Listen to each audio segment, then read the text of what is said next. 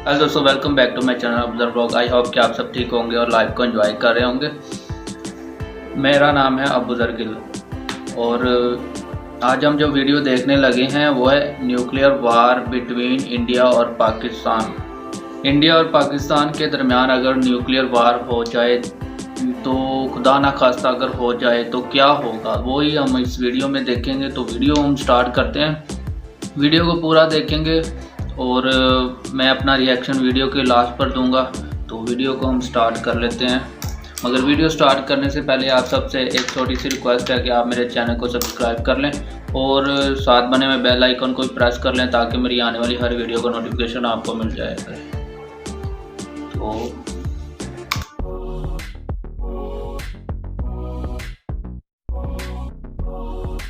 दोस्तों, आज की इस वीडियो में जाने कि क्या होगा अगर भारत और पाकिस्तान का परमाणु युद्ध हो जाए।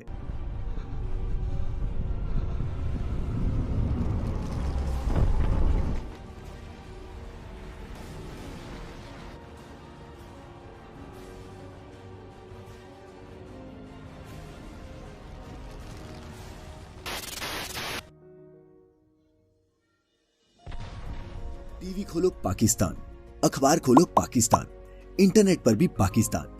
दोस्तों, सितंबर और अक्टूबर 2019 के दौरान देश के लीडिंग हिंदी न्यूज चैनल्स ने तो महीने में 50% या फिर आधे से भी ज्यादा डिबेट सिर्फ पाकिस्तान पर किए हैं।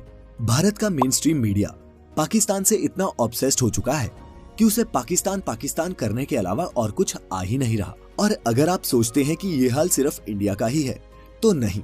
आपको बता दें कि पाकिस्तान के न्यूज चैनल्स भी टीआरपी के इस युग में इंडिया पाकिस्तान को एक अच्छा सेलिंग प्रोडक्ट मानते हैं। लेकिन ये न्यूज चैनल्स ये नहीं जानते कि जो नफरत का जहर ये घोल रहे हैं, उस जहर का रिजल्ट हमारी अगली पीढ़ियों को भी उतना ही भुगतना होगा जितना हमें आज भुगतना पड़ रहा है। आप सब कुछ बदल सकते हैं लेकिन पड़ोसी नहीं। बातचीत से मसले हल करने की बात करना तो दूर, यहाँ का मीडिया जो डेमोक्रेसी का फोर्थ पिलर भी माना जाता है, सरकार के साथ सुर से सुर मिलाकर पाकिस्तान की बैशिंग करने में मशगूल है। क्या दोनों देशों की मीडिया की ये नफरत दोनों देशों को युद्ध की ओर नहीं धकेल रही? पुलवामा अटैक के बाद तो भारत की जनता का आक्रोश सातवें आसमान पर पहुंच गया था, लेकिन सरकार ने कोई भी गैर जिम्मेदाराना कदम नहीं उठाया। लेकिन क्या हो, आखिर कैसा होगा अगर भारत और पाकिस्तान के बीच परमाणु युद्ध छिड़ जाए? आइए जानते हैं मिलकर आज की इस वीडियो में। नमस्कार और स्वागत है आप सभी का द मिस्टिक आइलैंड पर एक बार फिर। इससे पहले कि हम वर्तमान के हिंदुस्तान और पाकिस्तान की सैन्य ताकत का एनालिसिस करें, आइए डालते हैं एक नजर इन दोनों देशों की दुश्मनी के इतिहास पर। हिंदुस्तान और पाकिस्तान के बीच दुश्मनी 1947 में बंटवारे के साथ ही शुरू हो गई थी। 1948 में पाकिस्तान ने जब कश्मीर के एक हिस्से पर कब्जा करना चाहा, तब जम्मू कश्मीर के महाराजा ने इंडिया से मदद मांगी, जिसके बदले में उन्होंने जम्मू कश्मीर का इंस्ट्रूमेंट ऑफ एक्सेशन भारत के साथ साइन किया। चूँकि कश्मीर मुस्लिम बहुल इलाका था, इसीलिए पाकिस्तान चाहता था कि कश्मीर उनके साथ मिल जाए, लेकिन ऐसा हुआ नहीं। 1948 में जिस इलाके पर पाकिस्तान ने कब्जा कर लिया था, अब वो पाकिस्तान अधिकृत आजाद कश्मीर कहलाता है। भारतीय कश्मीर और पाकिस्तानी कश्मीर को लाइन ऑफ कंट्रोल ने अलग कर दिया। कश्मीर के इसी विवाद के चलते बाद में 1965 और फिर 1971 में इन दोनों देशों के बीच जंग भी हुई, जिसमें पाकिस्तान को मुंह की खानी पड़ी। 1999 में कारगिल भी किसी युद्ध से कम नहीं था और आज तक इन दोनों पड़ोसी देशों में तनातनी बनी रही है।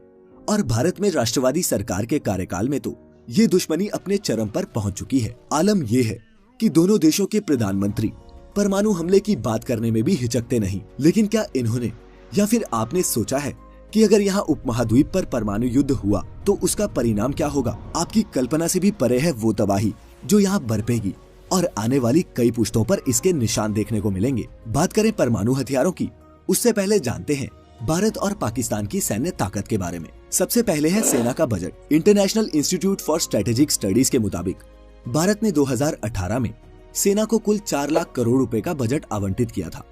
आपको बता दें कि ये बजट देश की जीडीपी का कुल 2.1% है। वहीं दूसरी ओर पाकिस्तान ने पिछले साल अपनी सेना को 1.26 लाख करोड़ पाकिस्तानी रुपए यानी कि करीब 65,000 करोड़ भारतीय रुपए का बजट आवंटित किया था, जो पाकिस्तानी जीडीपी का तकरीबन 3.6% है। अपने देश की जीडीपी का भारत से भी ज्यादा बड़ा हिस्सा पाकिस्तान हथियारों पर खर्च कर रहा है, जबकि देश की हालत भूखे मरने जैसी हो गई है। भारत का सुरक्षा बजट पाकिस्तान से 6 गुना ज्यादा है और आपको ये भी जानना जरूरी है कि पाकिस्तान के विदेशी मुद्रा भंडार में सिर्फ 8 अरब डॉलर यानी कि तकरीबन 57,700 करोड़ रुपए ही बचे हैं और उसे दूसरे देशों से पैसे मांगने की जरूरत भी पड़ चुकी है। सेना का साइंस IISS के मुताबिक भारत के पास 12 लाख सैनिकों का दस्ता है, जिनके पास 3,100 इन्फेंट्री फाइटिंग व्हीकल, 336 हथियारों से लैस गाड़ियां और 9,719 तोपें हैं। वहीं दूसरी ओर पाकिस्तान के बेड़े में कुल मिलाकर 5.6 लाख सैनिक हैं, जो भारत के मुकाबले आधे से भी कम है।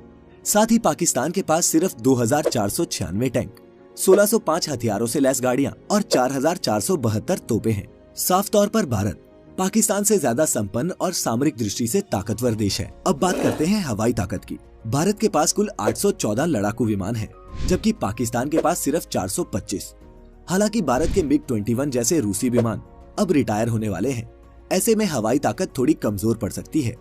पाकिस्तान के लड़ाकू विमान कम जरूर हैं, लेकिन चीन के F-7PG और अमेरिका के F-16 फाल्कन जेट जैसे पावरफुल विमान उनकी एयरफोर्स का हिस्सा हैं, जो एयर बैटल में किसी भी दुश्मन के लिए चिंता की चीज है। इसके अलावा पाकिस्तान के पास 7 ऐसे विमान हैं जो अर्ली वार्निंग और एयरक्राफ्ट कंट्रोल जैसे फीचर से लैस हैं। ये भारत की तुलना में 3 ज्यादा हैं। हालांकि रफाल फाइटर जेट के भारतीय बेड़े में शामिल होने के बाद भारत की एयरफोर्स और मजबूत हो जाएगी। अगला है समुद्री ताकत। भारतीय नौसेना के पास 1 aircraft carrier, 16 submarines, 14 destroyers, 13 frigates, 106 patrol vessels और 75 लड़ाई करने की क्षमता वाले एयरक्राफ्ट हैं। इसके अलावा कुल भारतीय नौसैनिकों की संख्या 67,700 है, जिसमें मरीन और नेवल एविएशन स्टाफ भी शामिल है।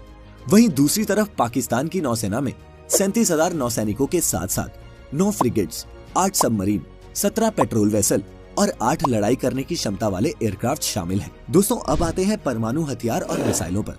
दोनों ही देशों के पास ऐसी बैलिस्टिक मिसाइलें हैं जो परमाणु हमला कर सकती हैं। भारत के पास 9 इसी तरह की मिसाइलें हैं, जिनमें अग्नि 3 भी शामिल है, जो 3,000 किलोमीटर से 5,000 किलोमीटर तक मार कर सकती है।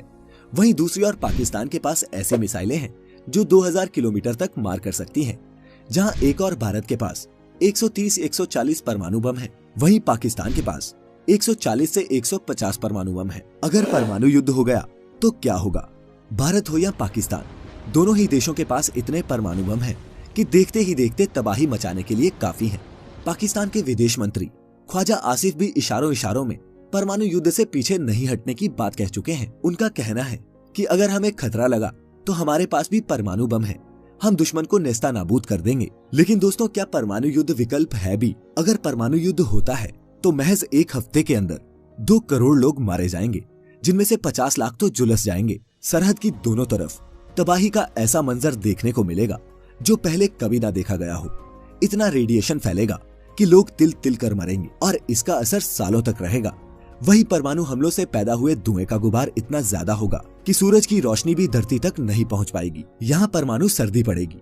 इस सर्दी की वजह से पेड़ पौधे मर जाएंगे और लोगों के भूखे मरने की नौबत आ जाएगी। यही नहीं, दुनिया की आधी ओजोन की परत भी बर्बाद हो सकती है। इस युद्ध का असर सिर्फ भारत या पाकिस्तान पर ही नहीं, बल्कि कई देशों पर पड़ेगा। ये कितना भयावह साबित होगा, इसका अंदाजा इसी बात से लगा सकते हैं कि आज तक आतंकवाद से जितने लोग मरे हैं, सिर्फ एक परमाणु युद्ध में उससे 2000 गुना ज्यादा लोग मारे जाएंगे।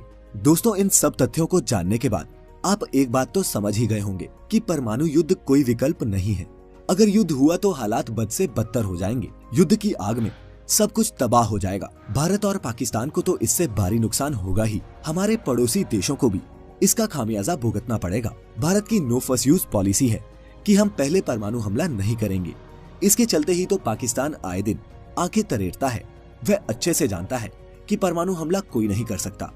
भारत पहले हमला करेगा नहीं और पाकिस्तान ऐसा करने की हिम्मत नहीं रखता। लेकिन दोस्तों, भविष्य में जानकर कौन देख पाया है, ऐसे हथियारों का होना ही एक बड़े खतरे से कम नहीं। ऐसे में जरूरी है अपने पुराने मनमुटाव पीछे छोड़कर एक नई सदी में कदम रखने की और आपसी शांति और व्यापार से तरक्की के नए रास्ते खोलने की। दोस्तों, हम आशा करते हैं कि कभी हम भी इन चीजों से ऊपर उठकर यूरोप के देशों या फिर अमेरिका जैसे एक विकसित मुल्क बन पाएंगे। तब तक हमारी अमन की ये मुहिम यूं ही चलती रहेगी। कोई भी बात अगर पसंद ना आई हो तो नीचे कमेंट्स में हमें बता सकते हैं। अगर कोई आई हो तब भी। फिलहाल इस वीडियो को ज्यादा से ज्यादा शेयर करें और सब्सक्राइब करें अपना पसंदीदा YouTube channel the Mystica land ऐसी सभी इंटरेस्टिंग वीडियोस के लिए। अब तो दोस्तों, इस वीडियो में हमने जाना कि कैसे एक एटम बॉम्ब अगर वार हो जाती है, न्यूक्लियर वार इंडिया और पाकिस्तान में, तो कैसे तबाही मचेगी। ना कि इंडिया और पाकिस्तान ख़त्म हो जाएगा, बल्कि आसपास के सारे जितनी भी कंट्रीज़ हैं उन सबको भी नुकसान होगा और यहाँ पे कुछ भी नहीं बचेगा, ना इंसान ना कोई जानवर, कुछ भी नहीं। तो इससे अच्छा है कि हमें इन चीज़ों पर पैसा खर्च करने की बजाय इंसानों पे उनकी अपनी जनरेशन जो ये वाली जनरेशन और आने वाली फ्यूचर में जनरेशन है उस पर खर्च करें। अपनी कंट्री की मतलब कि हमें ट्रेड करनी चाहिए, ट्रेड के अंदर मतलब कि कंपटीशन करें ट्रेड का कि किसकी कंट्री आगे जाती है किसकी। और यहाँ पर देखा जाता है कि हमारे इधर हथियारों की जो है वो उसका कंपटीशन हो रहा है कि कौन ज़्यादा हथियार खरीदता है कौन नहीं। तो इससे किसको नुकसान ही है।